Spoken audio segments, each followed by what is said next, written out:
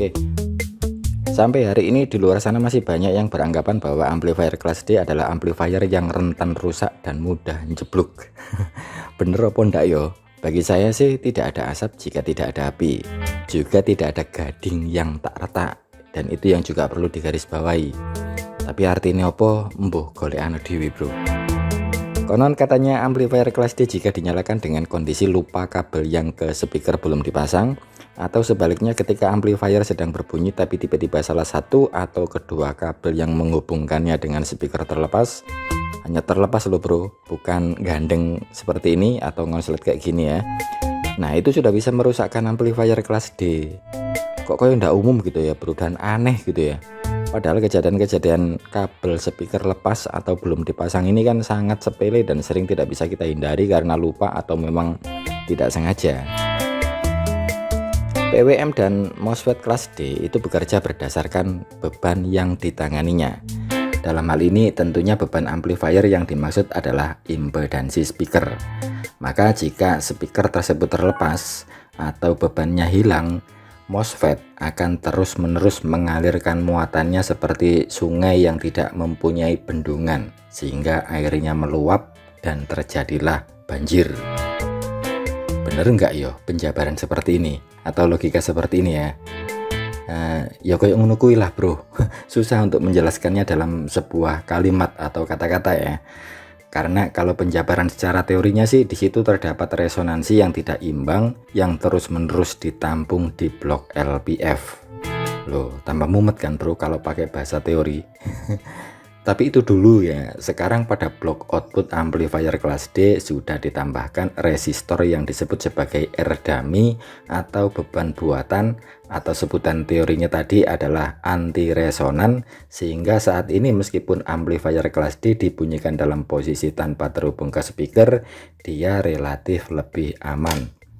Plus sudah ditambahkan dioda yang berfungsi untuk membuang kembali ke rel PSU jika seumpama terjadi muatan berlebihan pada outputnya. Meskipun demikian, sebaiknya tetap hindari membunyikan amplifier kelas D dengan kondisi tanpa terhubung dengan speaker untuk mencegah hal-hal yang tidak diinginkan. Oke, itu tadi soal output ke speaker ya. Lalu bagaimana dengan input yang konon katanya juga kalau amplifier kelas D sedang berbunyi, tapi ketika tiba-tiba kabel atau jack inputnya tanpa sengaja terlepas, itu juga beresiko menjeblokkan amplifier kelas D. Tuh kan, yang ini kok rasanya makin edan ya bro ya. Soal jack input terlepas atau kadang-kadang kurang rapat nancapnya, itu kan sesuatu yang sangat lumrah dan sangat sering kita alami. Adalah kalau hal super duper sepele kayak gini saja sudah beresiko merusakkan amplifier kelas D, saya juga gak bakalan mau pakai amplifier kelas D bro, amit-amit ya.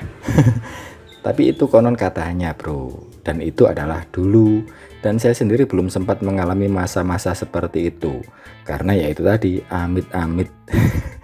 Jadi soal input lepas bisa merusak amplifier kelas D ini saya sendiri belum tahu pasti karena belum pernah mengalaminya sendiri. Tapi kayaknya sih masuk akal ya dan bisa beneran terjadi. Karena ya mungkin kurang lebihnya begini ya bro. Oh iya, yang saya lakukan ini adalah sambil menanam dan menyolder satu persatu komponen untuk amplifier kelas D ya bro. Model PCB saya gambar dan layout sendiri seperti video yang Anda lihat tadi. Dan untuk proses mencetak PCB-nya saya selalu mengandalkan glcpcb.com.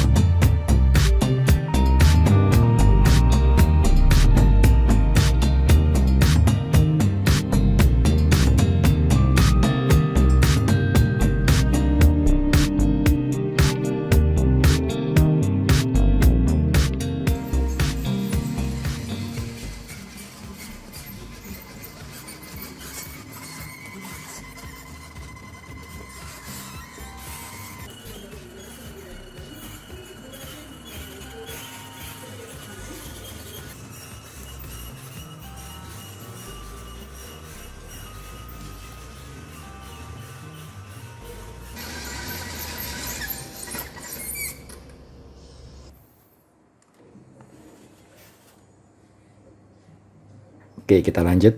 Amplifier kelas D baru bisa berosilasi dan blok PWM bisa start atau beraksi hanya jika sudah mendapat sinyal masukan audio, dan MOSFET sebagai finalnya akan bekerja jika sudah dipompa oleh bagian blok PWM.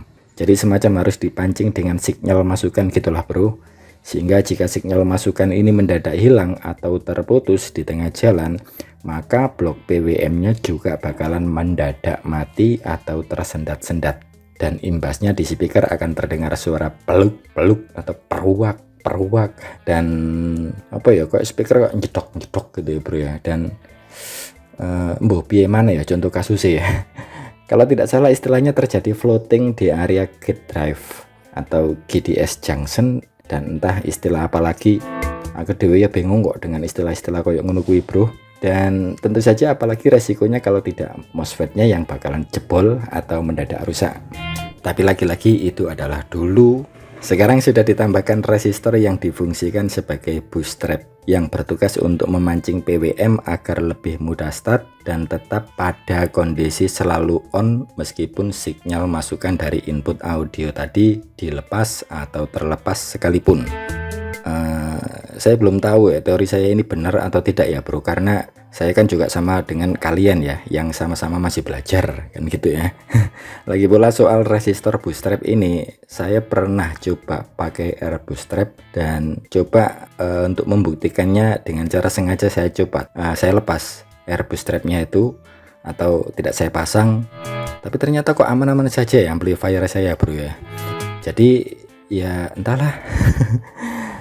Atau bisa jadi kemungkinan lain yang bisa menjadi penyebab amplifier kelas D mendadak rusak tanpa sebab atau mendadak mati tanpa diketahui penyebabnya adalah kemungkinan suplai tegangan untuk blok PWM, dalam hal ini PSU bias, itu drop kayak ya.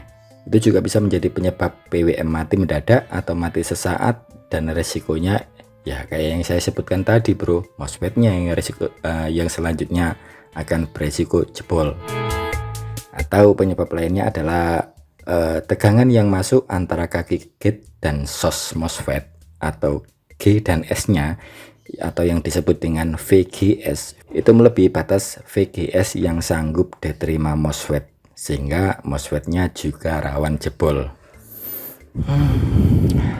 Kok tambah jelimet sawangan nih bro ya.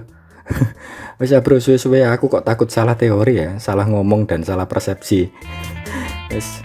Daripada salah ngomong, intinya kalau hari ini masih ada amplifier kelas D yang di tangan Anda ternyata rentan rusak, penyebab-penyebab teknis seperti yang saya uraikan tadi mungkin masih terjadi di amplifier Anda.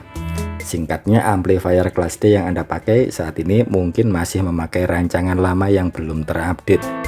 Tapi bukan jaminan juga meskipun pakai rancangan terbaru sekalipun bakalan 100% aman dari yang namanya kerusakan.